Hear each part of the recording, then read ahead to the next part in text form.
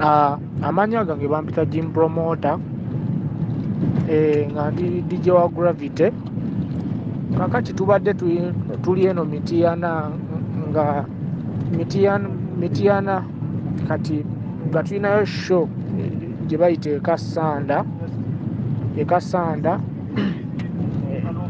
Ekasanda waliwo akalo bakayita lwa bituuti.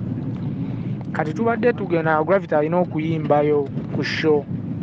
Kati naye nga wetugende lwa bituuti tetumanyiiwo.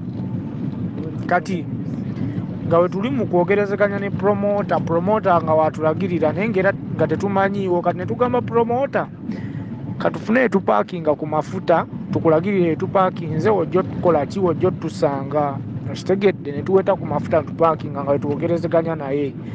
Kati tubadde tupakinze ne tunywawo bulungi n'amafuta ne tulaba manager ne tupakingawo. Kati neffe ne tufuluma ne kyali wange bamuyita RPG. Kati Gravity nga asigadde munda ali mu kwogerezeganya mu motoka munda ali mu kwogerezeganya n'enaani n'oyo promoter. Kakati omusirikale najja omusirikale n'abuuze n'emmotoka yaani kuba tutuukiddewo alayika abadde yeewunguddemu. Kati n'abuuze n'emmotoka yaani. Kati nze ne njogera naye ne mugamba taata nze bampita Jim Promoter nkola ne Gravity omutuju era Gravity yali omu mu mmotoka emmotoka yaffe tulina gwe tulinda dakika 5 ali mu kujja wano wakole ki atupiikinge tugende ku show.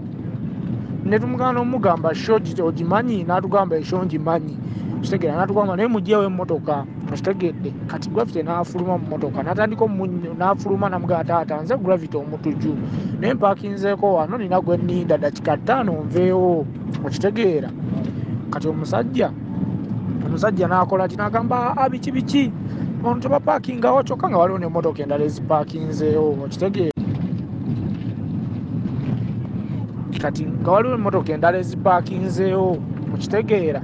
Kati ye kyakoze Gravity n'atuyita n'atugamba Jim mujje tukole ki mujje tugende. Kati ffe ne tuyimuka tuveewo tugende tuyingire emmotoka kitegedde. Omusirikale azze buzima abeega n'akookinga emmundu bw'akookinze emmundu n'akuba amasasi kitegedde. Amasasi ne gakwata emmotoka ne gakubiramu ne Gravity kitegeera. Bwe kityo bwe kibadde muganda wange.